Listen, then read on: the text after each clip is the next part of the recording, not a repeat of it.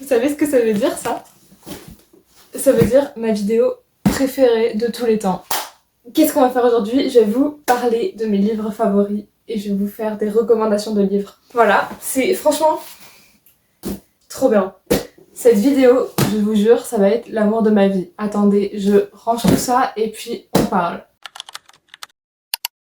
Donc il y en a vraiment beaucoup, mais du coup, pour chaque livre, je vais vous lire le résumé et je vais vous donner mon avis et pourquoi est-ce que vous devriez... Pourquoi est-ce que vous devriez me le dire? Donc, le premier livre, enfin les premiers livres dont je vais vous parler, c'est la série La Passe Miroir. Il y a 4 livres, 5, je crois bien qu'il y en a 4. Ces livres, je les ai lus quand j'étais en 4ème, je crois, et je les ai relus l'année dernière. Cette série, elle restera à jamais dans mon cœur. Je vais vous lire le résumé du premier livre. Sous ses lunettes de myope, Ophélie cache des dons singuliers. Elle peut lire le passé des objets et traverser les miroirs. Quand on la fiance à Thorn, du puissant clan des dragons, la jeune fille doit quitter sa famille et le suivre à la Cétaciel, capitale flottante du pôle. À quelle fin a-t-elle été choisie? Sans le savoir, Ophélie devient le jouet d'un complot mortel. J'ai adoré cette série. Franchement, regardez comment c'est joli, la couverture. Donc déjà, ça c'est une raison pour laquelle vous devriez le lire. C'est beau. Et deuxièmement, même si on met longtemps à rentrer dans l'univers d'Ophélie et de Thorn, il y a des intrigues de partout, tu rencontres plein de personnages vraiment fantastiques. Et en même temps, je pense que ça te fait réfléchir également sur la société actuelle dans laquelle on vit. En plus, c'est du fantastique, donc si vous aimez le fantastique, lisez-le. Il y a des trucs incroyables qui se passent. Je suis super mauvaise pour vendre les livres, mais vraiment, ce livre, c'est une pépite. Si vous savez pas quoi lire et si vous ne l'avez pas lu, qu'est-ce que vous faites? What are you doing? Si vous voulez vous mettre à la lecture et que vous savez pas quoi lire, faut lire ce livre-là. Il est peut-être compliqué à rentrer, il faut s'accrocher pendant les 50 premières pages, mais après, ça roule tout seul. Et franchement, quand je les ai relus en une semaine les 4. Donc vous pouvez les lire, ça se lit vite si vous vous mettez dedans. Donc voilà, ça c'était le premier livre, La Passe Miroir. Le deuxième livre dont je voulais vous parler, enfin c'est encore une série, c'est Le Mystérieux Cercle Bénédicte. Je vais pas vous lire le résumé de celui-là parce que c'est le 3, et je crois que j'ai pas le 1 parce que c'était à une amie quand je l'ai emprunté. D'ailleurs il y a une série qui a été adaptée de ce livre sur Disney+, qui est très bien aussi. Et en gros, c'est l'histoire, c'est un mec qui fait passer des épreuves à plein de gens. Et il y a 4 enfants qui sont pris parce qu'ils ont des grandes facultés intellectuelles. Et en gros, ils vont devoir sauver le monde. Parce qu'il y a un mec qui envoie des ondes dans notre cerveau par la radio, etc. pour nous imposer d'acheter certaines choses ou pour nous faire des choses et tout. Et du coup, ça va impacter toute la société en général. Du coup, il y a un mec méchant et l'autre mec là qui a ramené les 4 enfants. Et ils vont devoir résoudre tout ça. Et c'est ultra bien écrit. Direct quand je l'ai lu, je me suis attachée au personnage. L'histoire est incroyable. Il y a tout plein de détails qui sont vraiment ultra intéressants. C'est super méga giga intéressant. Franchement, j'ai adoré ce livre. Enfin ces livres, du coup je sais pas combien il y en a dans la série et je crois que je les ai pas tous lus d'ailleurs. Mais j'aimerais bien tous les lire. Et sinon il y a la série aussi à regarder, mais dans tous les cas c'est ultra intéressant. Mais lisez les livres avant de lire la série. Hein. Je vous vois les gens qui regardent le film et qui lisent le livre après. Faut pas faire ça. That's a bad idea. Voilà.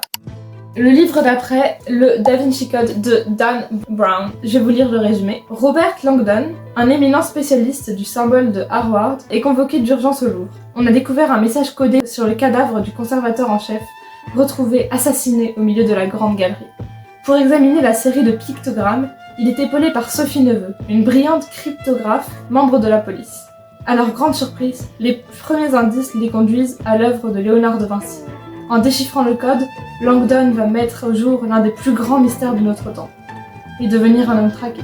C'est un mélange de roman policier, de fantastique, d'art et d'histoire. C'est une œuvre d'art ce livre. Je vous jure, je l'ai lu il y a assez longtemps aussi, c'était genre en 3ème, mais ce livre ne m'a pas quitté depuis. Ça parle de christianisme, ça parle d'art, ça parle de mystère, il y a des courses-poursuites, tout ça. Franchement, si vous aimez l'action, si vous aimez le fantastique, si vous aimez les enquêtes, c'est le livre à lire, franchement. Il est incroyable, il se lit ultra vite, je crois que je l'ai lu en 2 jours. Il y a une suite aussi, mais que je n'ai pas lu. Mais voilà, c'est pour votre culture personnelle, il y a une suite. Mais ce livre-là est franchement une pépite, vraiment. Cœur d'encre de Cornelia Funk. Il y en a 3, c'est une série aussi, c'est Cœur d'encre, Sang d'encre et Mort d'encre. Ces livres, je les ai lus 2 fois. Enfin non, j'ai lu celui-là 2 fois. La première fois, je l'ai lu, j'ai vraiment pas accroché. Le premier, honnêtement, est pas fou. Mais les 2 d'après, c'est des pépites, je vous jure. Le premier, il faut s'accrocher, mais si vous voulez le lire, faites l'effort de lire les deux d'après, parce qu'ils sont honnêtement incroyables. Attendez, je vais vous lire le résumé. Meiji, 12 ans, vit seule avec son père, Mo. Comme lui, elle a une passion pour les livres. Mais pourquoi Mo ne lit-il plus d'histoires à voix haute? Ces livres auraient-ils un secret? Leurs mots auraient-ils un pouvoir? Un soir, un étrange personnage frappe à leur porte. Alors commence pour Meiji et Mo une extraordinaire aventure, encore plus folle que celle que racontent les livres. Et leur vie va changer pour toujours. En gros, le mec il lit et puis après il se retrouve dans le livre. Et il fait sortir des trucs des livres. C'est trop bien. L'histoire est incroyable, il y a des méchants, il y a des courses-poursuites, il y a toute une action, il y a tout. Il y a des personnages gentils, il y a des histoires d'amitié. Ces livres, love. Il y en a 3, vous devez lire les 3. Si vous les lisez les 3 et pas que le premier en vous disant c'est nul en fait, j'aime plus. S'il vous plaît. J'ai fait l'erreur une première fois, je l'ai retenté une deuxième fois et c'est le truc à faire. Voilà, cœur d'encre. Vous allez m'entendre parler beaucoup de cet auteur, Bernard Werber. Vous connaissez?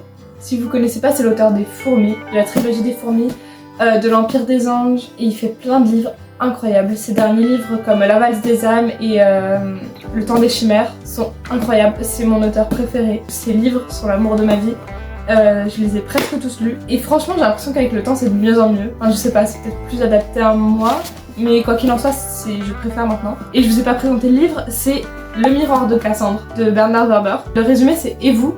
Que feriez-vous si vous pouviez voir le futur et que personne ne vous croit ?» Mais en gros, si vous voulez une recommandation de livre et que vous savez pas quoi lire, allez lire n'importe quel livre de cet auteur, Bernard Werber. À chaque fois, ça fait réfléchir sur la vision de la société, sur le pouvoir des mots, sur qu'est-ce qu'il y a après la mort. Ce livre-là m'a fait réfléchir à ma position en tant que personne qui a une maison, qui peut vivre comme elle en a envie, qui peut s'acheter des livres par rapport à quelqu'un qui n'a rien et qui vit en tant que SDF. Ça me fait beaucoup poser cette question parce que, en gros, c'est une fille qui va se retrouver avec des SDF et ils vont monter un clan pour sauver le monde contre des attaques. Et c'est trop stylé, il faut que vous le lisiez.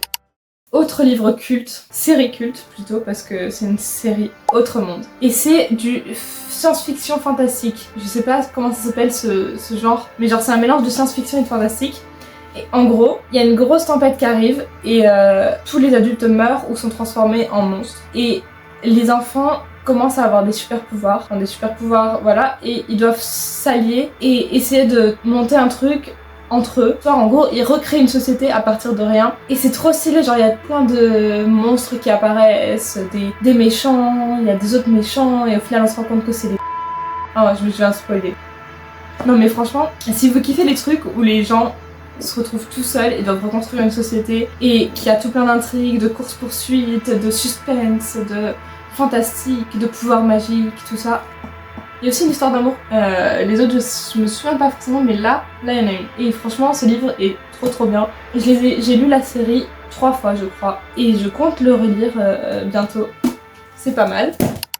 Ok, on change de registre, c'est pas du tout des livres ados, c'est Fabien Olicard. C'est un mentaliste qui a créé un livre qui s'appelle Le bonheur est caché dans un coin de votre cerveau et qui m'a beaucoup fait me questionner sur mon rapport au bonheur et à comment je vivais ma vie. Il y a plein de petits tips pour pouvoir vivre avec plus de lâcher prise, à être plus heureux, à moins se laisser impacter par de nombreuses choses. Donc voilà, c'est pas tellement du type essai, parce que les livres du type essai c'est vachement compliqué à lire, mais ça c'était vachement facile à lire et très accessible si vous n'avez pas l'habitude de lire des trucs scientifiques. C'est un bon livre si vous n'avez pas envie de lire du fantastique, ce livre-là. Je vais vous faire, maintenant qu'on a fini des recommandations de livres, il y en a beaucoup, mais si vous en voulez plus, il n'y a pas de problème. J'ai galéré à choisir cela, donc si vous voulez, j'en ai 50 milliards à vous proposer d'autres. Mais je vais vous présenter ma pile à lire pour janvier 2025, enfin pour fin de janvier 2025, début février du coup. Le premier livre que je suis en train de lire d'ailleurs en ce moment et que j'en suis à là, voilà. Donc j'ai pas mal avancé, j'en suis à la moitié plus ou moins. Ça s'appelle On achève bien les enfants, écran et barbarie numérique. C'est un essai philosophique et de psychanalyse un peu. Il est docteur en sociologie. J'ai vraiment dit tous les mots sauf sociologie. Ça doit être un essai de sociologie du coup je suppose. Mais c'est sur l'impact des écrans sur les enfants, mais que ce soit du côté occidental ou vraiment c'est l'impact des écrans sur notre cerveau, sur notre attention, sur notre comportement, l'addiction aux réseaux sociaux aussi, mais également ce livre traite du côté moins occidental. Quand on crée des écrans, c'est souvent des enfants qui vont s'occuper de créer des écrans ou qui vont vivre dans l'endroit où on puise les minéraux et qui vont être exploités. Et donc ce livre est vraiment très intéressant parce qu'il traite les deux côtés, le côté néfaste pour nous, pour notre santé, mais également pour les personnes qui vivent ça au quotidien et qui sont au quotidien en contact avec tous ces minéraux, ces mines et forcés des fois à travailler. Et donc c'est vraiment très très intéressant. J'ai lu toute la partie occidentale pour l'instant et il me reste encore la partie qu'il appelle les périphéries capitalistes. Il a l'air plutôt bien, pour l'instant j'en ai lu jusqu'à là, c'est assez compliqué à lire par rapport au livre dont je vous parlais précédemment, à ce livre-là. Celui-là est plutôt compliqué à lire, mais c'est un essai pur et dur. Prochain livre que j'ai à lire, c'est toujours dans le même style, hein, c'est toujours un essai, enfin c'est pas un essai mais Sigmund Freud, Introduction à la psychanalyse.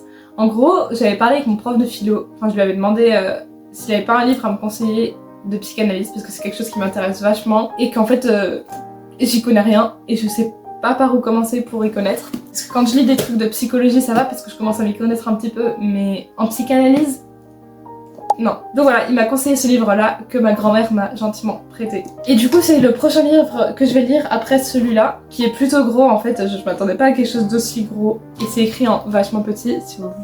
Voilà. Il date un peu de livre. Il date de 1974. Ça date vachement, mes parents étaient pas nés. Et puis peut-être que je vous ferai un petit update. Si ça vous intéresse, n'hésitez pas à me le dire.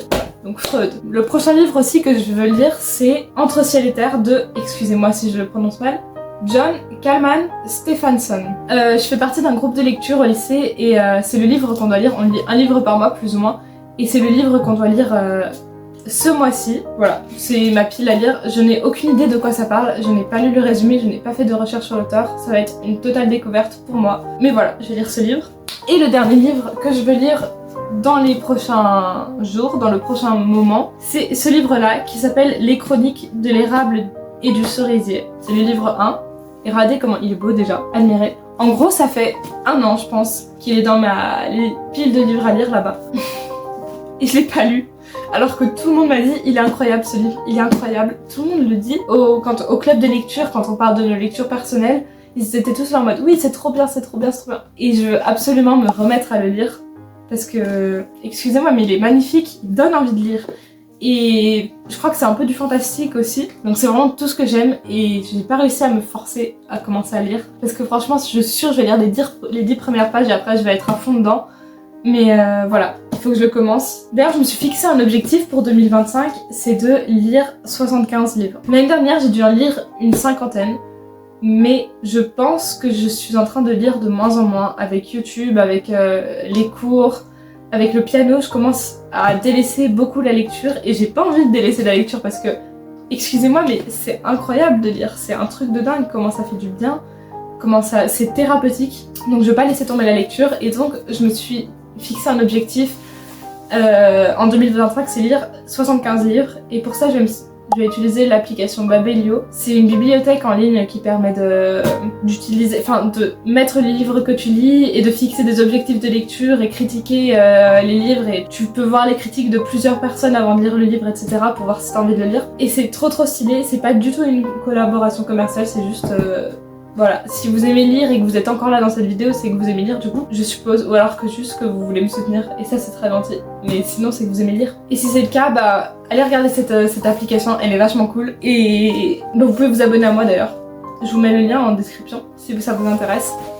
Donc voilà, ça c'est tous les livres que je vais lire. Bref, cette vidéo est assez longue comme ça. Je n'ai aucune idée de combien de temps elle va durer, mais je pense que ça va être assez long. Je vais pas vous saouler plus longtemps avec mes livres. Si vous voulez d'autres recommandations de livres, d'autres vidéos sur des livres, que je vous parle d'un livre en particulier, que je vous donne des conseils pour le bac de français, enfin que je vous résume des livres pour le bac de français, ou que je vous parle de livres autres totalement, n'hésitez pas à me le dire. Si vous avez des conseils de lecture pour moi aussi, n'hésitez pas à me le dire parce qu'après ces livres-là, j'ai plus rien à lire. Donc voilà, si vous avez des idées, n'hésitez pas à me les dire en commentaire. Je suis preneuse de tout, franchement.